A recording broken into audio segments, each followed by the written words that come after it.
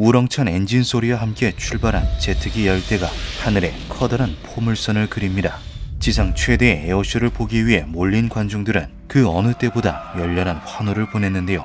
그런데 잠시 후 대열을 이탈한 제트기 한 대가 관중석을 향해 돌진하기 시작하죠. 1903년 12월 17일 미국의 라이트 형제가 세계 최초의 유인 동력 비행기를 발명해내면서 인류는 마침내 오랜 수건을 이루어냅니다. 이후 세계 각국은 더 나은 비행 기술을 세상에 선보이고자 연일 실험을 이어나갔는데요. 이는 자연스레 자국의 부강한 기술력을 과시하기 위한 무대를 필요로 했고, 그 결과 에어쇼라는 이벤트가 만들어지게 되죠. 1909년 8월 프랑스 랭스에서 개최된 최초의 에어쇼인 쌍파뇨 항공대축제가 대성공을 이루면서 국제적으로 큰 주목을 받자 각 나라는 에어쇼를 주요한 행사로 여기며 외교 산업의 일환으로 유치하게 됩니다. 진보된 항공기 성능을 선보일 수 있는 날이자 항공산업 관계자들의 만남의 장이기도 했던 에어쇼는 일반 대중에게도 인기가 많았는데요. 눈앞에서 날아다니는 강철 덩어리를 본 사람들은 크게 열광했고, 직접 만져볼 수 있는 기회까지 제공한다는 점에서 에어쇼의 인기는 말 그대로 고공행진을 이어갔죠. 1차 세계대전 이후 에어쇼는 전반적으로 큰 변화를 맞이하게 됩니다. 자국의 공군 군사력을 과시하기 위한 목적에 따라 기존의 전시박람회적인 성격에서 벗어나 시각적인 퍼포먼스가 강조되었는데요. 이에 따라 조종사들은 각종 고난도 기동 능력을 뽐내는 고개 비행을 선보였죠. 특히 2대 이상의 항공기가 대형을 갖춰 같은 속도와 방향으로 날아가는 편대 비행을 하면서 흰 뿌연 연기로 다양한 글자와 도형을 만들어내는 연출은 단숨에 대중의 마음을 사로잡았습니다.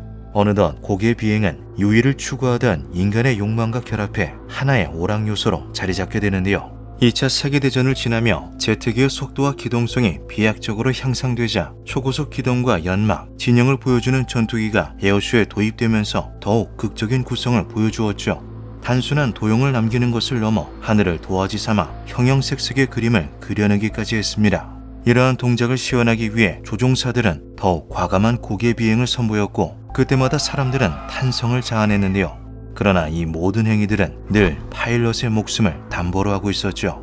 아무리 뛰어난 실력을 보유한 조종사라고 할지라도 사소한 실수 하나로 생명을 잃을 수 있기 때문이었습니다. 실제로 1973년 6월 3일 파리 르브르제 공항에서 열린 에어쇼에서 고개 비행을 하던 초음속 여객기가 공연 도중 공중에서 해체되어 지상으로 추락하면서 승무원 6명과 지상에 있던 관객 8명이 사망하는 사건이 벌어지기도 했는데요. 이 밖에도 1980년 영국, 1982년 미국에서 비슷한 유형의 사건이 연이어 발생했죠. 하지만 어느덧 자국의 대표 관광 상품으로 자리 잡은 에어쇼를 금지하기에는 아쉬운 이들이 너무도 많았습니다. 방법을 강구한 각국의 민간 항공청은 전반적인 안전 기준을 보완하는 방침을 추진했는데요. 고개 비행은 허용하는 비행 조건 하에서만 수행될 수 있다. 지상 또는 수면으로부터 450m 미만의 고도에서 시행하는 고개 비행과 도시, 인구 밀집 지역, 공항에서의 고개 비행은 금지한다. 관람석과 활주로, 그리고 고개 비행 구역 사이에는 적절한 거리를 유지해야 한다. 지역 소방 및 구조대는 행사 기간 동안 현장에 상주해야 한다. 하지만 이러한 노력에도 불구하고 이 모든 규정이 적용되지 않은 무법지대가 한 곳 있었죠. 바로 람슈타인 공군기지였습니다. 독일 라인란트 8추주에 자리 잡은 람슈타인 공군기지는 나토의 공군사령부 본부가 위치한 곳으로 미국 공군이 운영하는 군사시설이었는데요. 이에 따라 독일과 미국이 맺은 주둔군 지휘협정, 일명 소파에 의거해 독일 영토 내에서 미국이 자치행정을 수행하는 공간이었죠. 쉽게 말해 이 안에서 진행하는 행사는 독일 정부가 아닌 미군이 전적으로 담당한다는 것이었습니다. 나아가 군대라는 특수성으로 인해 민간의 통제를 일절 받지 않는다는 특징 또한 가지고 있었는데요. 이러한 내막을 덮어둔 채 해당 기지에서는 1958년을 시작으로 매년 여름 플루그탁이라는 이름의 에어쇼가 개최되고 있었죠.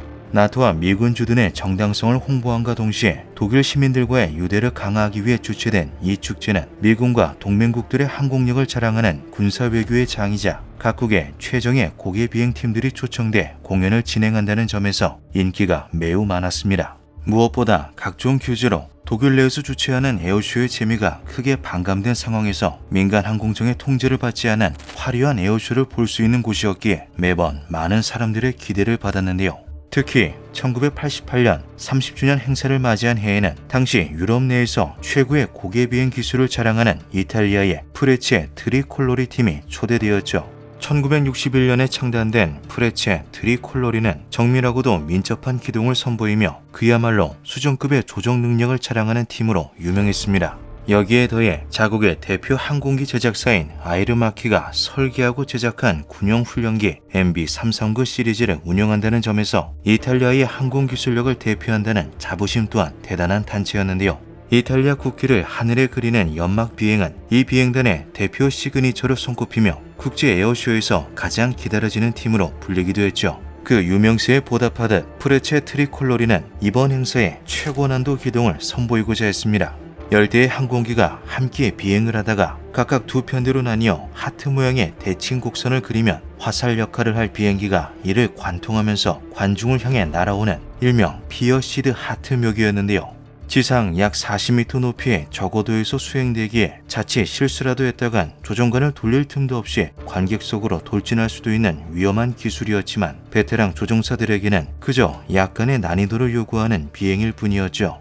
이때까지만 해도 찰나의 방심이 돌이킬 수 없는 파국으로 치닫게 되리라고는 그 누구도 상상하지 못했습니다.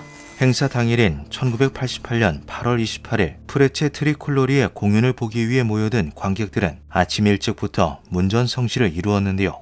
오직 이곳 람슈타인에서만 볼 수 있는 지상 최대의 쇼에 오신 여러분을 환영합니다. 관객들은 이제 곧 세계 최고의 고개 비행을 볼 수 있다는 벅찬 기대감으로 부풀어 올랐죠. 그리고 공연 시간이 임박함에 따라 대규모의 인파가 몰려들기 시작합니다. 모인 관광객의 수는 무려 30만 명, 빼곡히 들어찬 관객석은 발 디딜 틈조차 없을 정도였는데요. 당시 아이스크림 가판대에서 일하며 현장을 지켜보던 마이클 커티스는 관객들이 그야말로 벌떼처럼 몰려들었다고 말하기도 했죠. 앞선 팀들의 공연이 성황리에 마무리되고 오후 3시 40분 우레와 같은 엔진 소리와 함께 마지막 팀인 프레체 트리콜로리 비행단의 전투기 10대가 일제히 출격합니다. 각 번호에 맞춰 폰이라는 콜사인이 부여된 전투기들은 정해진 루트에 따라 상공을 활강했는데요. 4분 뒤 조종사들은 대망의 피날레를 장식할 피어시드 하트 기동을 선보였죠. 나란히 편대 비행을 하던 10대의 기체는 좌측으로 5대, 우측으로 4대로 나뉘어 하늘 위에 아름다운 하트 구름을 수놓았습니다. 하트의 중심을 관통하는 역할을 담당한 나머지 한 대, 이른바 포니10은 에어쇼의 대미를 장식할 화살을 날릴 준비를 하고 있었는데요. 곧 이보 루타렐리 중령이 운영하던 포니10이 하트를 향해 전속력으로 돌진했죠. 시속 600km에 달하는 무시무시한 속도로 하트의 중앙에 다다른 순간 파일럿은 직감적으로 무엇인가 잘못되었다고 느낍니다. 진입 타이밍을 잘못 계산한 탓에 당초 예정한 고도에서 한참 어긋나 있었던 것인데요. 이러한 상황을 전혀 모르고 있었던 나머지 대형의 조종사들은 예정된 기동을 수행했죠. 그 순간 포니10이 우측 진영에 있던 포니2의 조종석을 들이박아버립니다. 이에 그치지 않고 중심을 잃은 포니10은 바로 옆 좌측 편대에 있던 포니1의 후미마저 꿰뚫어 버리는데요. 산산조각난 포니1과 포니2는 균형을 상실한 채 그대로 활주로로 곤두박질 쳤죠. 사태는 여기서 끝나지 않았습니다. 두 차례나 걸친 손상에 동력을 완전히 상실한 포니10이 거대한 불길을 휘감은 채 불과 150m 아래에 있는 관중석을 향해 달려든 것인데요. 1200리터의 기름을 가득 실은 전투기는 지면과 닿는 순간 말 그대로 폭탄이 되어버리고 말았죠. 날아오는 비행기를 채 피할 새도 없이 관중석 1열 바로 앞까지 떨어진 기체에 수백 명의 사람들은 그대로 화염에 휩싸이고 맙니다. There's a guy running towards us on fire. One guy told him to lay down and start patting out his back, and then he went down. And I grabbed a pair of blue jeans that were just laying on the ground, and I put out the flames in his head. The impact of the planes felt just like a bomb had gone off right next to us and was blowing us backwards. It picked us up and threw us back approximately 30 feet back. 한순간에 지상 최대의 에어쇼를 사상 최악의 참사로 뒤바꿔버린 사건에 현장은 그야말로 생지옥이 되었습니다. 화마에 휩싸인 사람들을 피해 현장에서 달아나는 사람들이 서로 뒤엉켜 처참한 지옥도를 그려내는데요. 한시가 시급한 상황임에도 불구하고 사고 대처는 더디게만 이루어졌죠.